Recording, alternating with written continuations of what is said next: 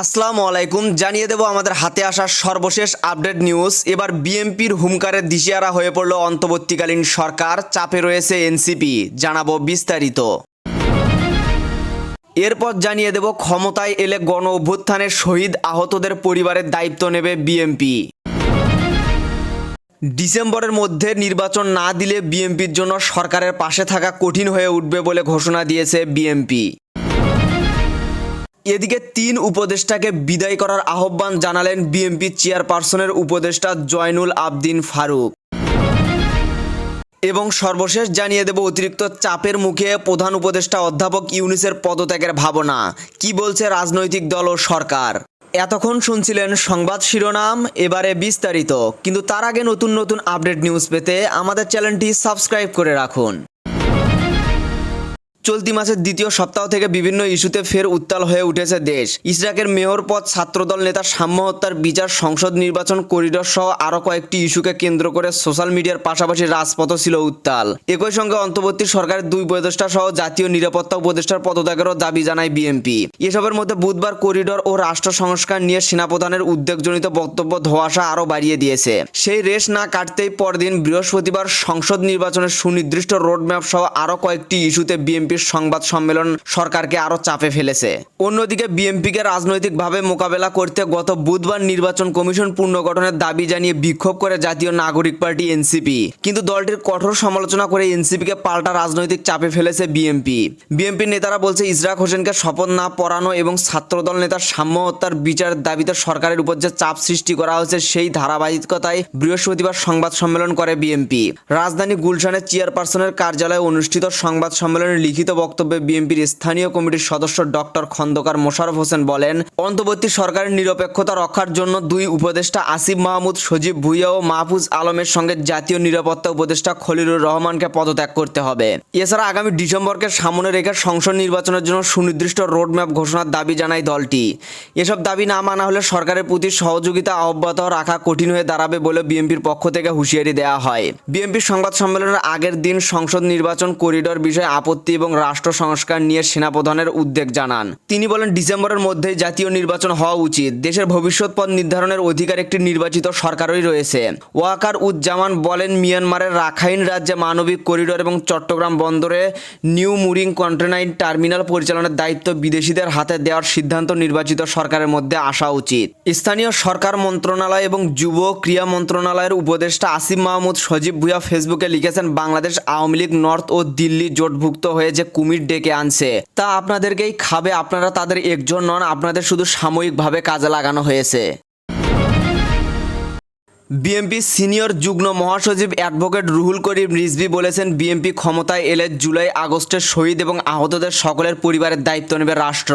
শুক্রবার 23 মে দুপুর সদর উপজেলা মেহেরপুর ইউনিয়নের চৌয়া এলাকায় 24 ছাত্র জনতা গণ অভ্যুত্থানের শহীদ আরমানের পরিবারের লোকজনের সাথে সাক্ষাৎকারে সাংবাদিকদের সঙ্গে এইসব কথা বলেন তিনি। রিজভী আরও বলেন, আজকে যারা জুলাই আন্দোলনের সুফল পাচ্ছেন, যারা উপদেষ্টা সহ বড় বড় পদ পাচ্ছেন, এমনকি রাজনৈতিক দল গড়ে তুলেছেন, তারা শহীদদের পরিবারের আরও বেশি করে খোঁজখবর নেওয়া উচিত। যারা এত এত কাজের ফিরিস্তি তুলে ধরেছেন, যাদের রক্তের উপরে অন্তর্বর্তী সরকার শহীদদের লিস্ট তাদের কাছে নেই, যাদের রক্তের উপর আজকের সরকার আমরা রাজনীতি করার সুযোগ পেয়েছি। জাতীয়তাবাদী দল বিএনপির ভারপ্রাপ্ত চেয়ারম্যান ও আমরা বিএনপি পরিবারের পৃষ্ঠপোষক তারেক রহমানের নির্দেশনায় শহীদ আরমান মোল্লার পরিবারকে আর্থিক সহায়তার পাশাপাশি তাদের সর্বোচ্চ লেখাপড়ার দায়িত্বভার গ্রহণ করা হয়। এ সময় শহীদ আরমান মোল্লার স্ত্রীর খোঁজ খবর নেন আমরা বিএনপি পরিবারের প্রতিনিধি দলটি। বিএনপির ভারপ্রাপ্ত চেয়ারম্যান তারেক রহমানের সহমর্মিতার বার্তা পৌঁছে দেওয়া হয় অসহায় এই পরিবারের প্রতি এবং শহীদ আরমান মোল্লার সন্তানদের লেখাপড়ার দায়িত্ব নিয়ে পাশে থাকার প্রত্যয় ব্যক্ত করেন নেতারা। ডিসেম্বরের মধ্যে সংসদ নির্বাচন না হলে অন্তর্বর্তীকালীন সরকারের প্রতি সমর্থন অব্যাহত রাখা কঠিন হবে বলে ঘোষণা দিয়েছে বিএনপি। গতকাল বৃহস্পতিবার বিকেলে বিএনপির সর্বোচ্চ নীতি নির্ধারণী ফোরাম জাতীয় স্থায়ী কমিটির এক জরুরি সংবাদ সম্মেলনে দলের অবস্থান তুলে ধরেন স্থায়ী কমিটির সদস্য ডক্টর খন্দকার মোশাররফ হোসেন। রাজধানীর গুলশানে বিএনপি চেয়ারপারসনের কার্যালয়ে স্থায়ী কমিটির এই জরুরি সংবাদ সম্মেলন হয়। এতে দেশের সার্বিক পরিস্থিতি, অন্তর্বর্তীকালীন সরকারের কয়েকজন উপদেষ্টা ও নিরাপত্তা উপদেষ্টার বিতর্কিত কার্যক্রম, সংসদ নির্বাচনের রোড রোডম্যাপ, ঢাকা দক্ষিণ সিটি কর্পোরেশনের মেয়র পদে শপথ নিয়ে বিভ্রান্তি সৃষ্টিকর বিভিন্ন বিষয়ে দলের অবস্থান তুলে ধরা হয়। এ সময় স্থায়ী কমিটির সদস্য ডক্টর আব্দুল মাইন খান, আমির খসরু মোহাম্মদ চৌধুরী ও সালাউদ্দিন আহমেদ উপস্থিত ছিলেন।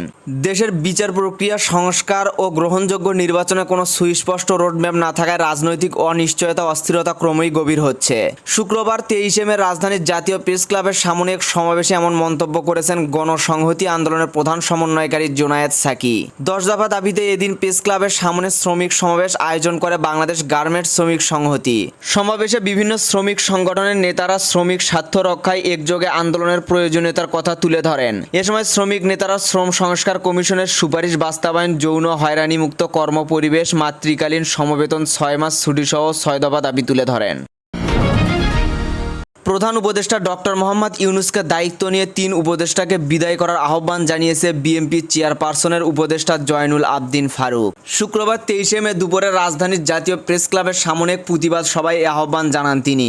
ফারুক বলেন, গত পরশু দেখলাম 150 লোক নিয়ে এনসিপি নির্বাচন কমিশনের পদত্যাগের জন্য প্রতিবাদ সমাবেশ করছে। সাম্য হত্যার প্রতিবাদ করে যাচ্ছে ছাত্রদল। সবাই ইউনূস সরকারের কাছে দাবি পেশ করছে।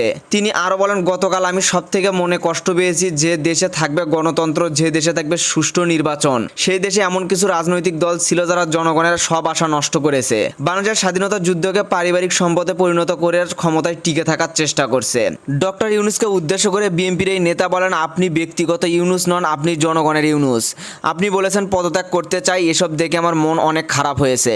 ডক্টর ইউনূসের প্রতি আস্থার কথা জানিয়ে ফারুক বলেন, আপনার মতো সচেতন নাগরিক যিনি বিশ্বের দরবারে আমাদের গর্বিত করেছেন। আপনি নোবেল জয়ী, আপনি ব্যক্তি ইউনূস নন, বাংলাদেশের 18 কোটির ডক্টর ইউনূস। কিন্তু গতকাল আমি বিস্মিত হয়েছি, পত্রিকায় দেখেছি, কতটুকু সত্য জানি না, এনসিপি নেতাকে বলেছেন আমার পদত্যাগ করা ছাড়া কোনো উপায় নেই। তিনি বলেন, এই খবর কতটুকু সত্য জানি না, এতে আমার মনটা বড় খারাপ হয়েছে।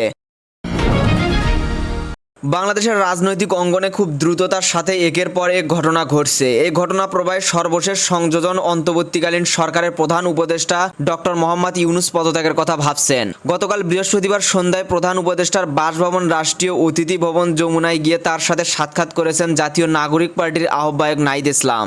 এ বিষয়ে জানতে চাইলে বিবিসি বাংলাকে তিনি জানান, প্রধান উপদেষ্টার পদ থেকে মোহাম্মদ ইউনূস পদত্যাগ করতে পারেন এ খবর পেয়ে তার সঙ্গে দেখা করেছেন তিনি। একই দিন সন্ধ্যায় জাতীয় নিরাপত্তা উপদেষ্টা সহ অন্তর্বর্তী সরকারের বিতর্কিত উপদেষ্টাদের সরানোর দাবি তোলে বিএনপি। এদিকে ফয়েজ আহমেদ তৈয়ব বলেছেন, অন্তর্বর্তী সরকারের প্রধান উপদেষ্টা ডক্টর মোহাম্মদ ইউনূস পদত্যাগ করবেন না। তার ক্ষমতার প্রয়োজন নেই, কিন্তু বাংলাদেশের জন্য, বাংলাদেশের শান্তিপূর্ণ গণতান্ত্রিক উত্তরণের জন্য অধ্যাপক ইউনূসের দরকার আছে। শুক্রবার 23 মে দুপুরের দিকে ফয়েজ আহমেদ তৈয়ব তার ব্যক্তিগত ফেসবুক পেজে দেওয়া এক পোস্টে একথা বলেন। ফয়েজ আহমেদ তৈয়ব প্রধান উপদেষ্টা ডাক, টেলিযোগ ও তথ্য প্রযুক্তি বিষয়ক বিশেষ সহকারী। বিশ্ব সম্প্রদায়ের কাছে ডক্টর মোহাম্মদ ইউনূসের সম্মান আছে, এটা রক্ষা করা আমাদের দায়িত্ব। আমি মনে করি সরকারকে এখন থেকে রাজনৈতিক দলগুলোর সাথে আরও নিবিড়ভাবে আলোচনায় বসতে হবে। নিয়মিত বসে বিভিন্ন বিষয়ে তাদের মতামত চাইতে হবে, কোনো ধরনের বিচ্ছিন্নতা কাম্য নয়। এখন এই পর্যন্তই ছিল। পরবর্তী আপডেট নিউজ জানতে আমাদের চ্যানেলের সাথেই থাকুন। ধন্যবাদ।